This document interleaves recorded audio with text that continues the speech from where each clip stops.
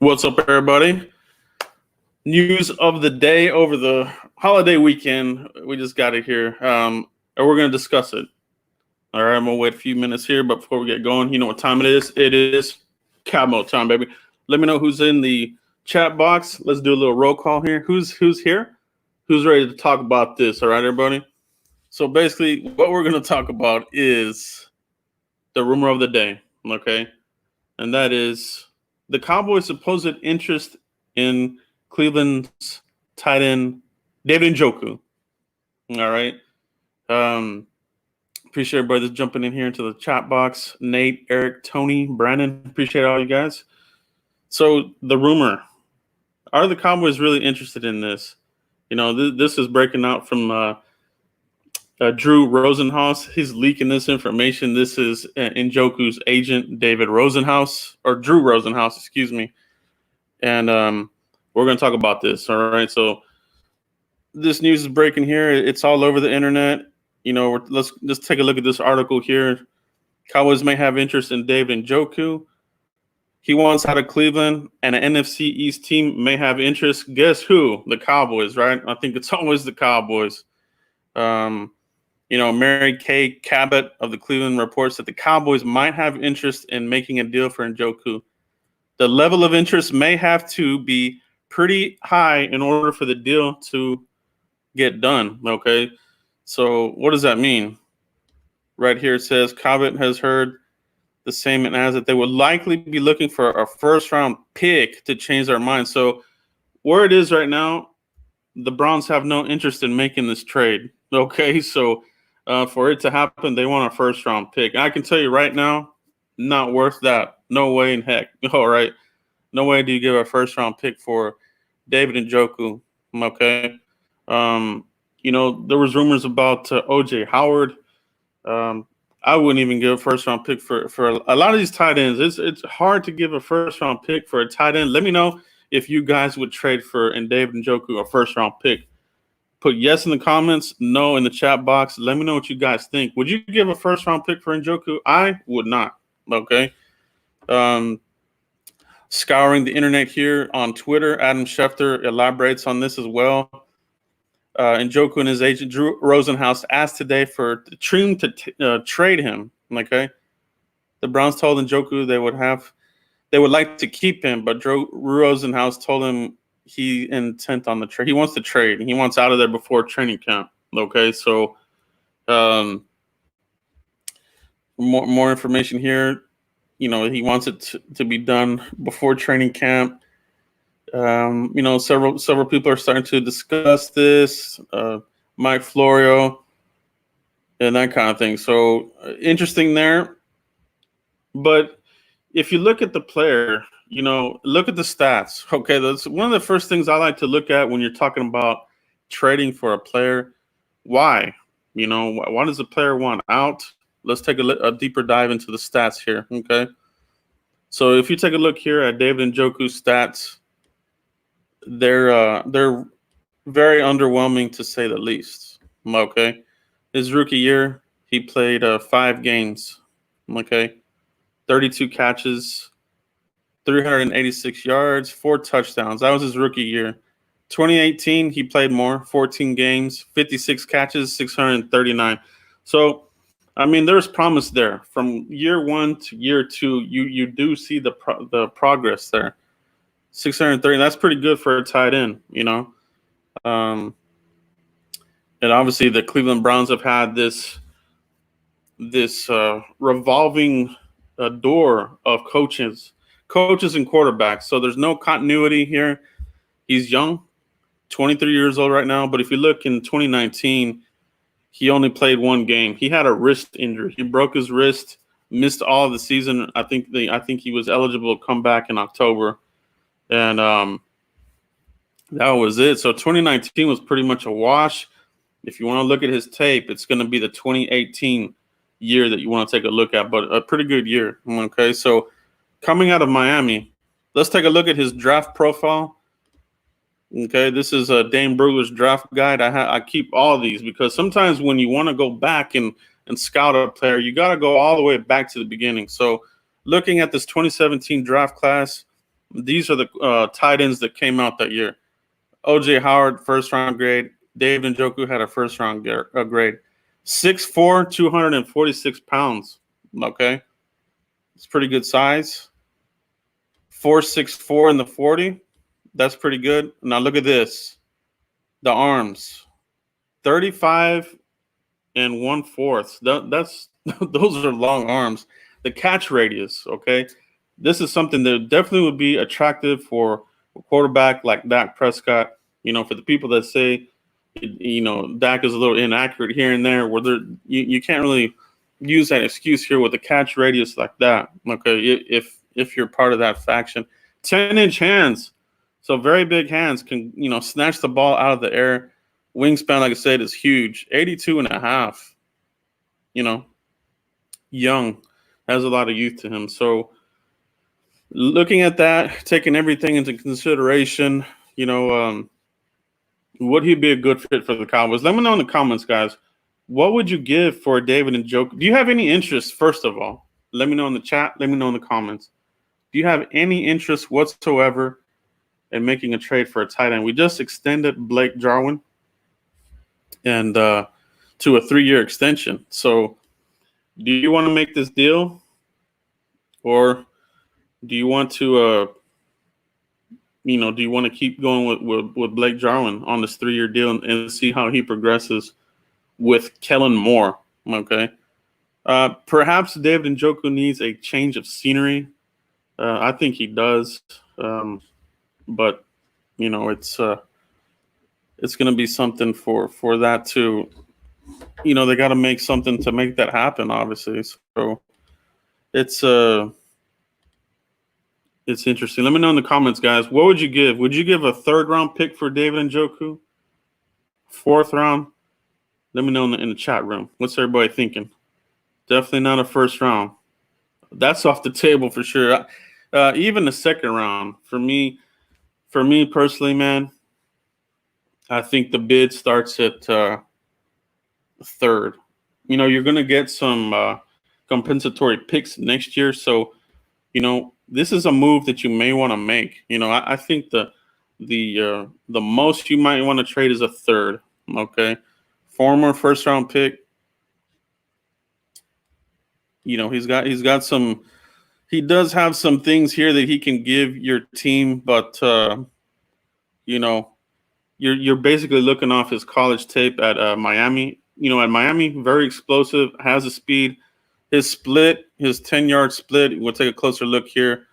I was looking at that. His 10-yard split is a 1.61, so that is good. That's impressive. That means he's quick off the ball. Okay. Coupled with the good 40. So you like that. Okay. 3 cone is under 7. That's good. The arms. Let me see if we got the bench press. Bench press is good. 21. For your tight ends and cornerbacks, you want to be in there in the 20s for a bench press. So he's right there at 21. That's good. So he has a lot of the intangibles. Now let's take a look at what Dane says here, his weaknesses. Okay.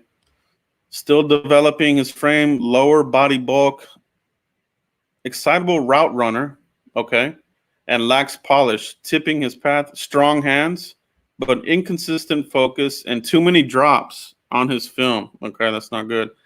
Not always interested in blocking and falls asleep at the wheel.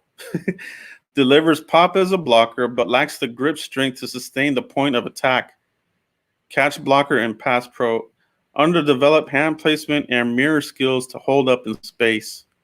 Late to identify proper blocking angles, allowing defenders leveraging gaps. Lacks ideal size and career production with only 100-yard receiving game. Underwent hernia surgery following his redshirt year. Okay, so that's his weakness. Okay. Let's look at his overall summary. Let's see what we got here. Talks about his college, freakish athleticism, yard after the catch, downfield playmaker, 16.6 yards per catch over his career. That's good.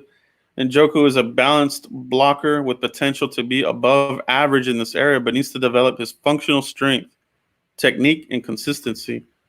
Although he's a better athlete than football player right now, Njoku is dripping with natural talent and has the elite athleticism to stress every level of the defense. Still raw in several areas, but massive upside to be a playmaking NFL starter earns him a top 20 overall grade. Okay, so interesting. Interesting take from Dane Brookler, 2017 draft guide. Okay, so is he still that? Does he still show those weaknesses? Has he shown development? Okay, that's the big question mark, and that's where this front office, if there's any validity to this, they have to consider. Can they mold him into something? Can he be a better blocker than Blake Jarwin? All right. Who's your best blocking tight end on this Cowboys roster right now? It's probably Blake Bell. All right. I think they brought him in a specialty just for that. Dalton Schultz has shown flashes. Blake Jarwin as well. He's shown flashes willingness to block, but that's really not what he is. He's more of your traditional wide tight end. Get down the field and make plays. So, do you guys want him? Let me know in the comments. Let me know in the chat room. How's everybody's 4th of July weekend, man? This is a very interesting little rumor to get the things going. But yeah, I agree. Not a first-round pick worthy. If the Browns are not willing to let him go and that's their asking price, he's not going anywhere. Because nobody in their right mind is going to give a first and probably not even a second-round pick for Njoku. There's not enough there.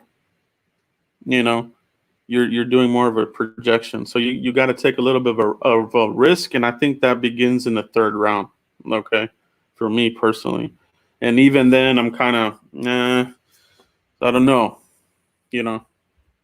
But showed the progression here in college, improved over here, over the last couple of seasons at the pros, looked like it was going on the right path until he got the injury, right? So we'll see what happens there. We'll see what happens with these guys. But let me know in the comments, guys. Yes to trade for him or no, not to trade for him. All right. The other thing that we can talk about here before we cut out, the Washington Redskins, they're supposedly want to change their name. Let me know in the comments what name you have come up with for the Washington Redskins.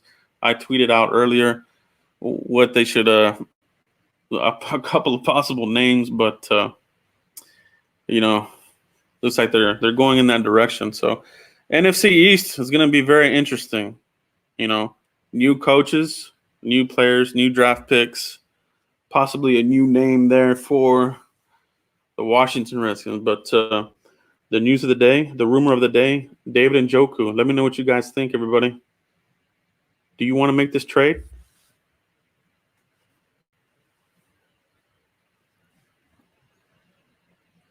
Washington Warriors, yeah.